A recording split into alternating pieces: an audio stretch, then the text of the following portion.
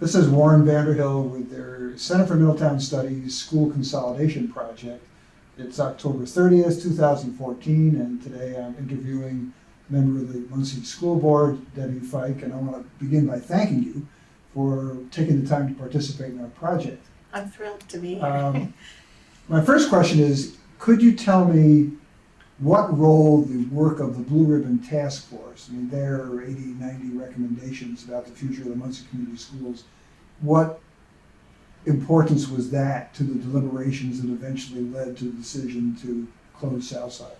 It was a very valuable document. It served as kind of the foundation for decision making, and it provided a longitudinal study so that even though this was done several years ago, we were able to compare the data with existing data and look at, were there predictions right on target, or did we need to craft some new recommendations? And as a result of that study, it really helped guide some of the direction that we went. Yes. Well, since you're the sort of new person on the board, Right. When did you and your colleagues begin to discuss the possibility of closing Southside?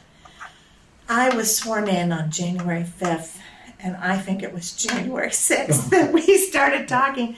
Throughout the election cycle, I certainly, as an educator in the community, knew that this was looming and that the tough decisions were in front of us. I wasn't prepared for the fact that this was as immediate as what it was.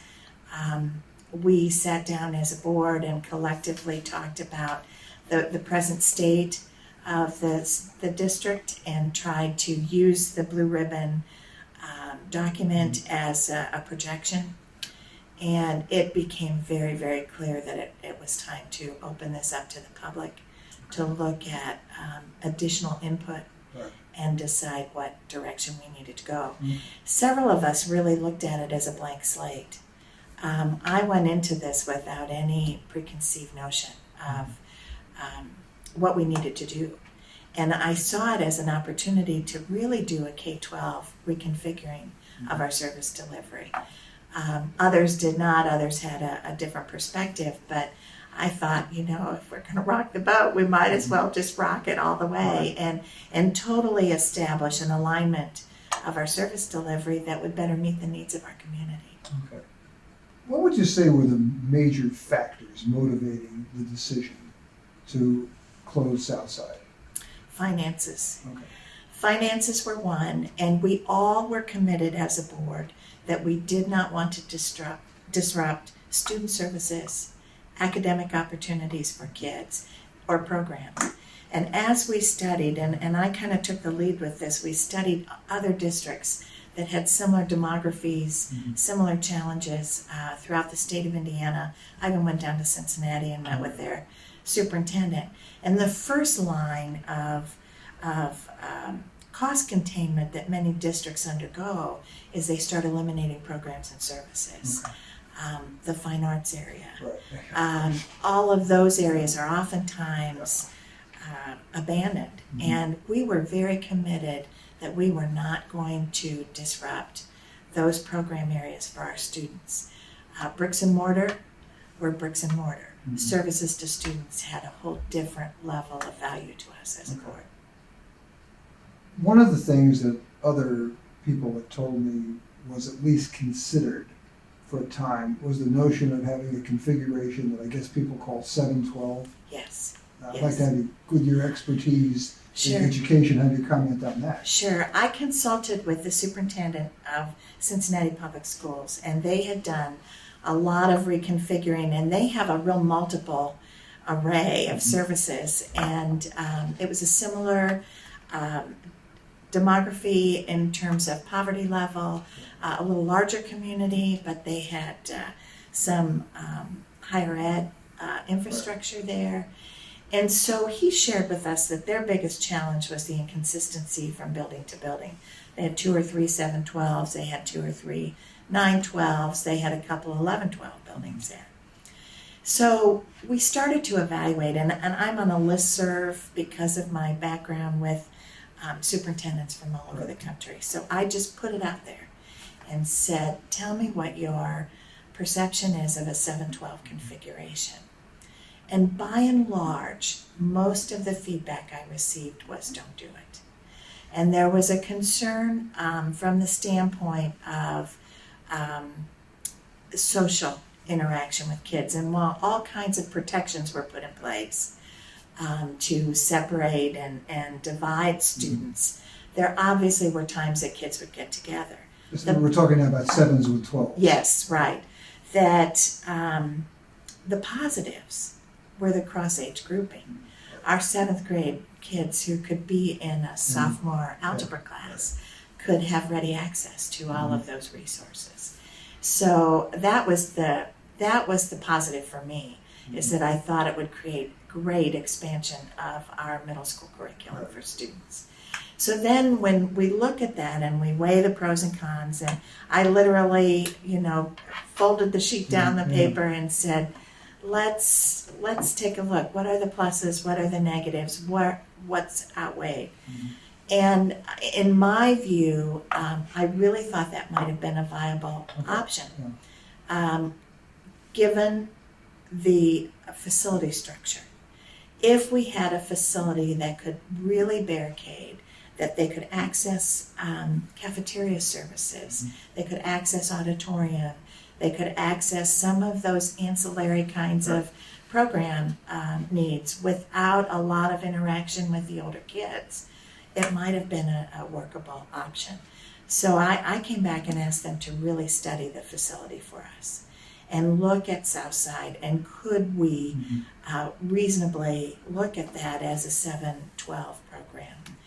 And they really tried to take a look, and I participated in some of that study with them, and the facility did not lend itself to that opportunity for our students. So Southside would have had to have been, shall we say, much expanded? Yes. To have a 712 Yes. And some of our naysayers were talking about portable classrooms, using those kinds of structures to promote that. And I have a real strong sense that that isn't in the best interest of our kids. So it really boiled down to the facility, and could the facility house a 712 program? We even got Tony involved in looking at that and studying that for us, and giving his spin as an architect on was it doable and with minimal expense. Our objective is cost containment, but so for us to invest dollars in a facility, reuse was going to be counterproductive to what our goal was. So what eventually convinced you that these other options really weren't viable? Study, research, that it was a very difficult decision.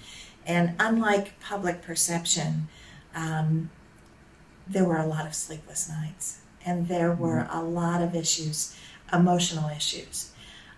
We have a special needs daughter, and our daughter went to Southside. So Bev Kelly and I were the only 2 board members who had children who had attended Southside High School.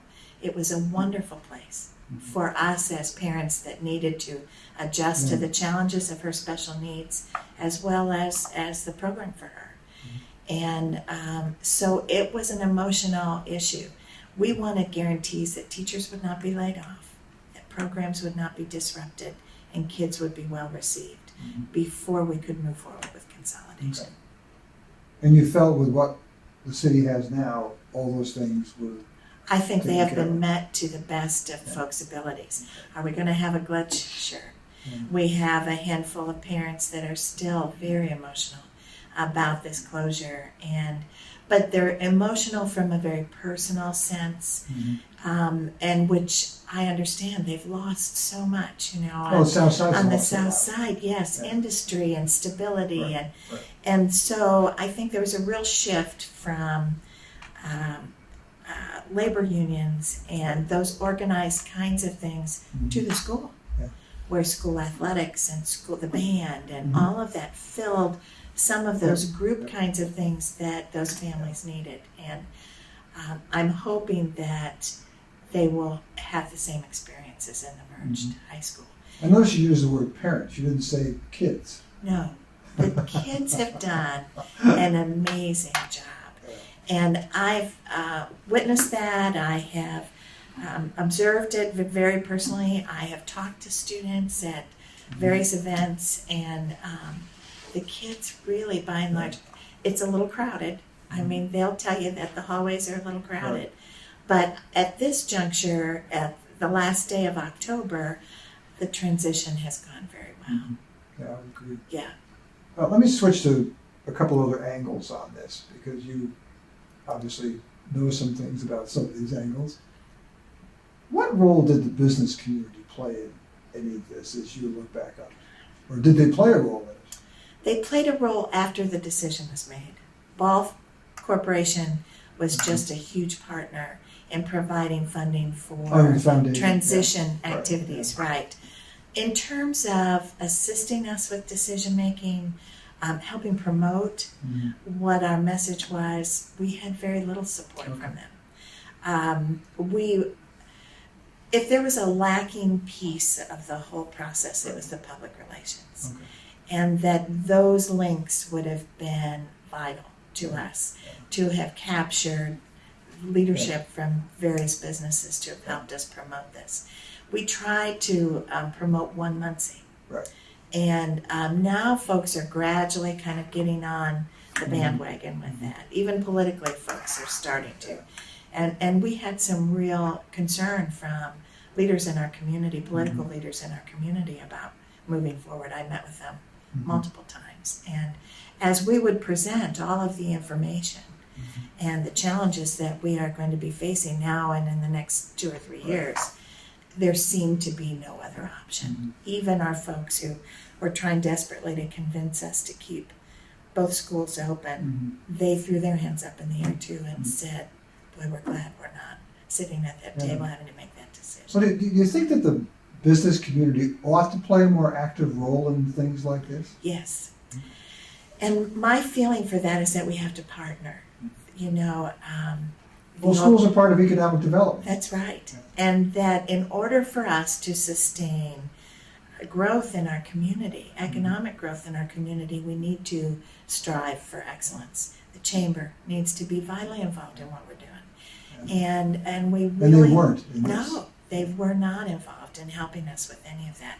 Now, we received some subtle, hey, we're behind you, but we needed active participation. And I think our patrons, if they would have witnessed the outpouring of support for this movement to consolidate, I think it would have helped them digest this a little bit more, where maybe they would feel more positive about the growth opportunities for the community. A lot of times we heard things like, well, we're going to promote growth on the South Side, and we must keep Southside High School in place in order to do that. We're on the cusp of a major business coming into our community, and we promise that Southside High School will be there. So we needed more, and that was more of a political input. And so we asked we need specifics. We don't want to jeopardize that. We want to partner. But we also don't need to have another TIF district that's going to take money from the school corporation. So we need more details about this economic development. And we didn't get it. We did not receive that. You've touched on the direction I want to go next, and that is, did the political parties play much of a role in this? Our mayor did. Our mayor met with me on numerous occasions to talk about all of this. And I must tell you, he was very courteous, very positive, and very honest with me. And he, and because of John, I've known Mayor Tyler for a while, even though we're on different ends of the political spectrum. But I've known him to be pretty emotional and pretty enraged about things. And so I was a little frightened. He was absolutely wonderful. And we rolled up our sleeves together with several of his colleagues and looked at every single aspect.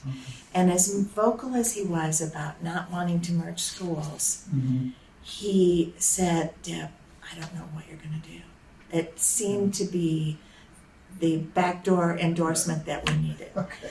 And since then, since the decision was made, and as adamant as he was that he didn't want it to be made, he has really tried to support the One Muncie initiative. Yeah.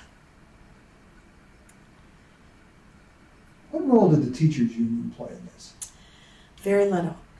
And that, of course, the whole Teachers Association, their level of impact has changed over the last 4 or 5 years. I think that because of the heightened emotionality, I think that they felt it best to ensure that teachers would keep their jobs, that they would be maintained in a positive way, as opposed to rendering a decision about, are we in favor of the merger or aren't we? And they made it very clear that they were very supportive of every teacher keeping their job.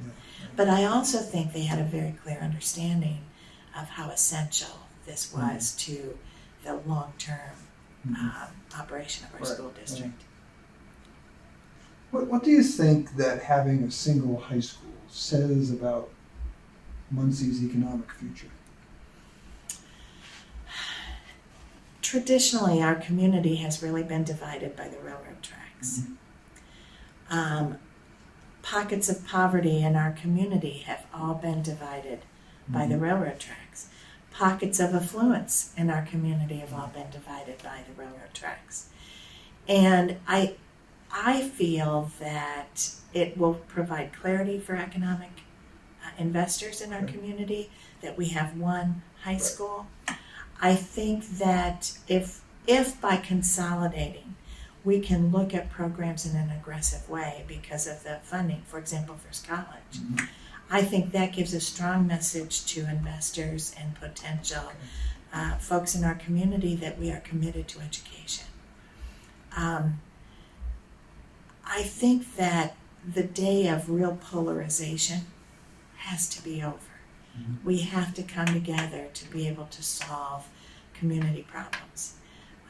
And I'm hopeful that that's going to be a real positive outcome. So the school can really play a role in that, I think so. beyond just the symbolism of having one yes, school. yes. I think that as people from all factions of our community come together, that there'll be a real general understanding of what it means to be from Muncie, Indiana. Okay, well, continue with that then, and tell me what you think it says about the community, about its educational future to have just one high school. Well, obviously, we've had a loss of students. Students have fled. And part of that, in total, and this is my perspective having worked at both Yorktown and Delcom, part of that was due in part to misperception about programs and services. Our curriculum, I would stand up to any academic curriculum within our East Central Indiana region. I can look at special education in terms of quality and service delivery. We're the local education agency, so everybody brings their kids to us. They do that for a reason. You know, it is absolutely excellent. Then I look at First College and look at all of the AP classes and the expansion of our AP curriculum. If you've got both ends of the continuum that are excellent, those kids in the middle are going to reap the benefit. They are going to prosper because of the curricular commitment that we've made. That, I think, is going to sell Muncie to investors and for economic development. This is a bit of a switch, but it's not something you haven't heard of. Some school board members are on record as saying that some local realtors are quite critical of the Muncie schools, and in some cases steer prospective home buyers away from the schools. What's your reaction? When I was at Yorktown, we made a brochure that was a backpack brochure to give to all of the real estate agencies because we were promoting Yorktown as the premier district. I am sure that happens in our community. I am sure as we look at the influx of new professors at Bar State, you know, they don't come to Muncie. They go to Fishers, they go to Yorktown, some are in Delcom. So obviously that notion is out there and on the street. But I think, and again, a public relations issue, I think it would behoove us to educate real estate personnel about what the Muncie Schools has to offer. Yeah. The interesting feature about that is while people are buying in Yorktown and Delcon within Delaware County, many of those people are sending their kids to Muncie Central because of the enriched AP program Right, yeah. and first college program that we have. So, that would be an interesting study to see how many people locate outside of Center Township, but send their kids into the city schools for the diversity and rich curriculum. What long-term effect do you think having a single high school will have on Muncie's sense of community? I think it'll have a huge impact. My husband is a Cradle Muncie boy, and he talks about the Muncie Fieldhouse rocking. Oh, it's a North Walnut Street. North Walnut Fieldhouse. Street, yes, just rocking, and where people would will their basketball tickets to their children and grandchildren. I think we're on the cusp of some of those kinds of community things happening. I went to Butler, and I was at Butler. I graduated in '72, where it was Indian No Place, and where the community was just developing. And to look back and see the impact of some of those early folks, I'm seeing some of those things happen here. People seem to have a vision. They seem to be moving towards this one Muncie idea in a positive way. But it takes all the entities to work together. It takes politics, it takes education, it takes economic development, it takes the university community. It just takes everyone committed to the same objective. Well, I asked the question kind of in the context of, you alluded to it, touched on it a few moments ago, but Southside was a real point of identification for people on that side of town. Yes. And having done previous studies of the decline of the unions, the end of all those jobs, they lose all their jobs, now they lose their point of identification. Right. I mean, that nickname Rebels really meant something to Yes. these people. Yes, it did. So I think in that context, trying to create a one Muncie is probably a very positive thing. I hope it is. I hope it is, because I don't want anyone to feel disenfranchised. I don't want them to feel that they can't find that same spirit of connection in our one school. Right. The whole notion of the Rebels' identity Yeah. and the persona of our Southside community, that has a place. But going back to your husband's point, I mean, he's right. That Southside opened a couple of years before I came here, and yet you had all these people talking about what a wonderful thing it was to pack the North Walnut Street Fieldhouse. Yes. And now the opportunity is there to go back to that. Right. Yeah. I think one of the tough things about Muncie, and historically looking, is that Muncie was an intact high school for a long time. Oh, yeah. And then they opened Southside. Right. And then they opened Northside. Right.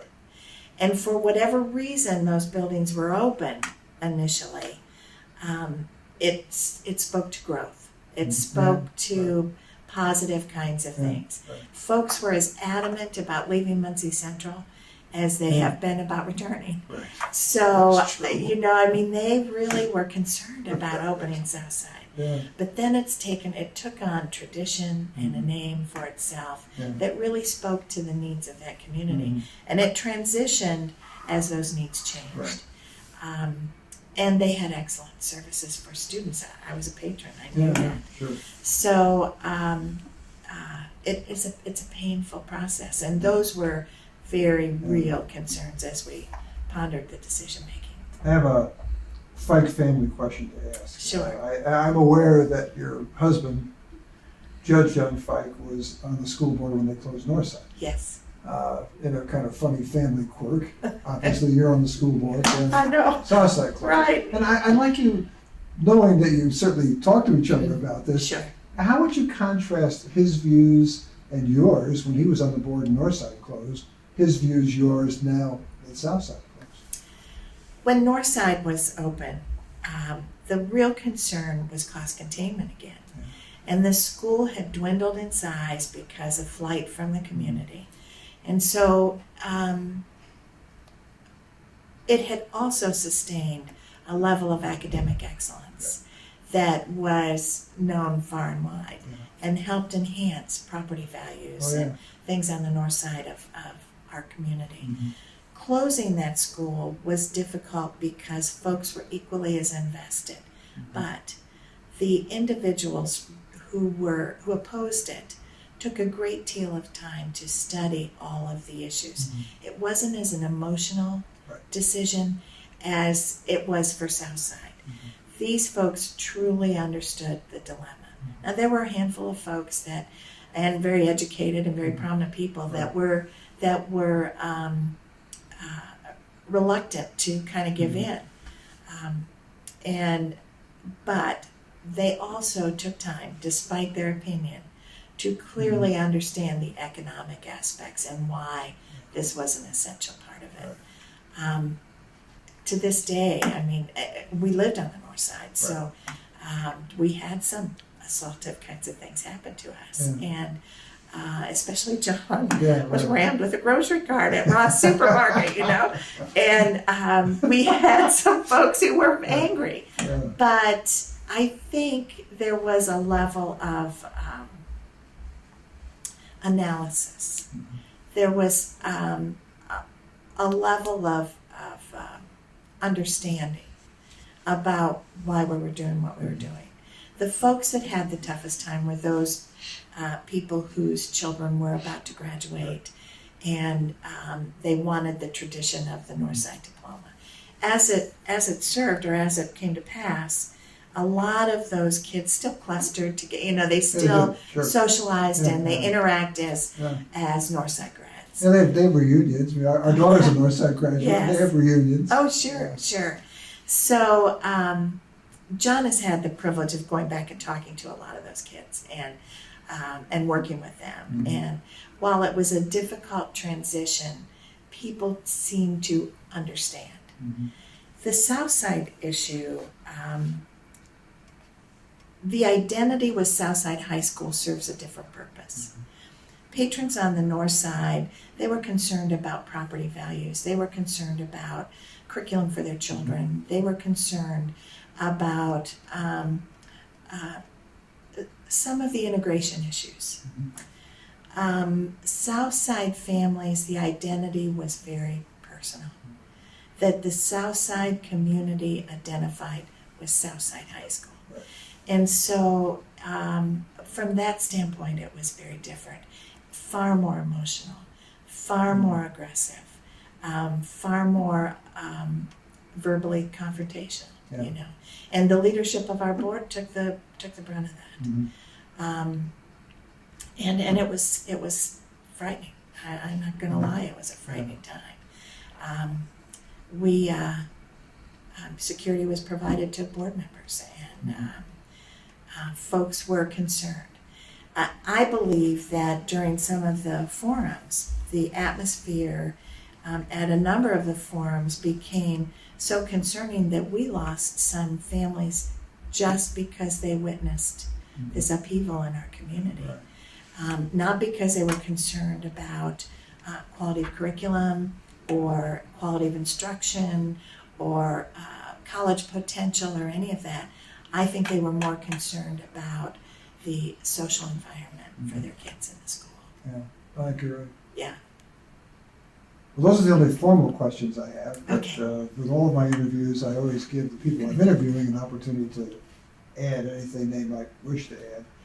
So if there are any final thoughts, concluding thoughts that you have as we look back on this. I wish that instead of the large community forums, that we would have done some roundtable discussions where we could have sat down with smaller groups and talked very personally about what the challenges were and what our options were, and try to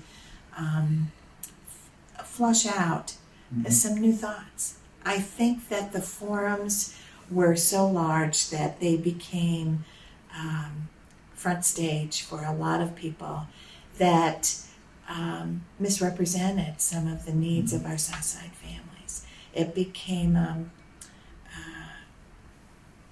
place for their own gratification as opposed to really, really offering viable thoughts and some input. We experienced that as we set up our transition committees, where we would have great participation from Southside families, Northside families, and they could roll up their sleeves and say, you know, I'm feeling this way about this. This is what frightens me. This is what I'm afraid of. Have you thought about this? And hopefully, and the feedback we've gotten that some of those fears have been put to rest. But I think in a smaller group setting, we could have networked out a little differently as opposed to the big stage and the microphones. But where did the idea come from to have the big, huge open forums? Of course, I'm a one member of a 5-member board, and so they have done that before. Oh, okay.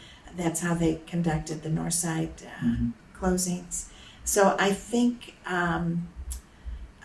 they thought that this would be a viable way to go after it. And of course, hindsight's always 2020. Yeah. But I think what we experienced there, we had some factors that played in that really clouded the input and the exchange between board members and the community and board members. Right.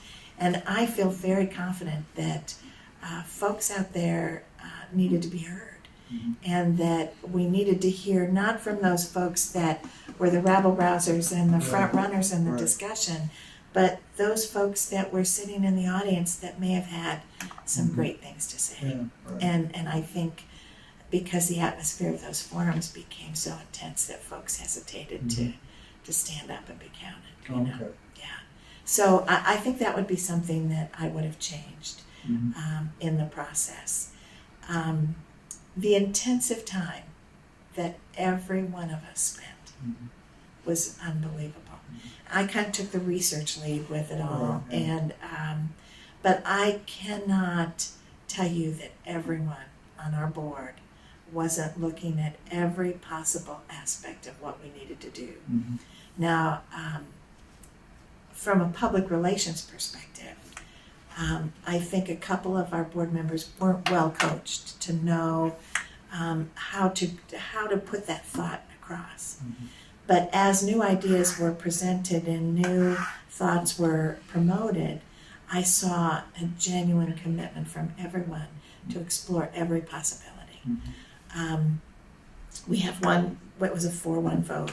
We have one person on our board that was pretty adamant all the way through that what her position was.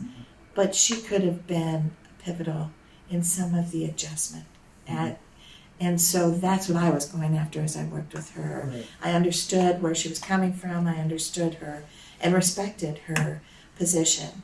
But I felt that she was vital to the long-term process of transition, where she could represent us as someone who disagreed in a positive way and educated her constituents. But the whole board dynamic thing is what I've been consumed with in the last year and a half. Well, that's what boards are. Trying to figure out who's floating the boat and who's on first and what's happening with all of this. Well, you have that experience with other boards. Oh, I know. Yeah. But this has been unbelievable. And we wear all different hats. I mean, we come with all different backgrounds. And that needs to be cherished and valued. And folks need to commit to communication. I agree. Yeah. Well, thank you very much for participating thank in the you. project. Yes, I am thrilled. This has been very helpful. Oh, I hope. And I'm sure Tony probably had some perspectives that were unique to mine. And well, everyone does because they bring different things to the table. I admit that states the obvious. But sure. Certainly, that is the case. And I'm sure by the time we get done with all our interviews, we'll have as many perspectives as we have people who are participating in the project. Yes. And I think that's why we're doing the project.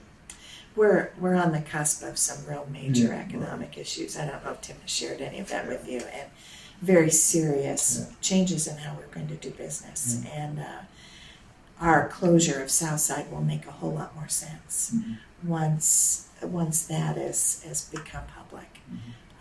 It's been just a flippin' nightmare, to be real honest. Well, I with you. mean, the blunt thing with me was Tim saying to me during our interview, do you realize that when your wife was teaching in the elementary schools in this community, we had over 19,000 students. Yes. Now we have just under 6,000 Yes. students. Yes. Well, you don't need much more drama than just I mean, putting that that tells it figure all. on the table. Yes, Yeah. that tells it all. And I don't think we could have been as successful in what we've done without Mr. Heller at the helm. He's got enough gutsy about him that he was willing to take this on. His experiences and long-term experiences were so helpful as we just orchestrated our navigation, getting in and getting out of these places safely, and those were real issues. I mean, the aggression was huge, and when we left Southside, people threw things at the bus, and I just couldn't get over it. Shades of the '60s. Yeah, that's right. Yeah. Well put. So, but I don't think we could have really reached the level that we needed to reach without Tim. Well, he'd gone through this in Kentucky, and I wasn't aware of that until I interviewed him. Yes. So he brought a lot of expertise with him as we looked at this, Now his naysayers are saying, well, he did the same thing in Kentucky and is retired, and now he's done this to Muncie and retiring. But the expertise he brought was just invaluable. Yeah. Well, thanks again. Hey, you're Appreciate it. welcome. You're welcome. This will be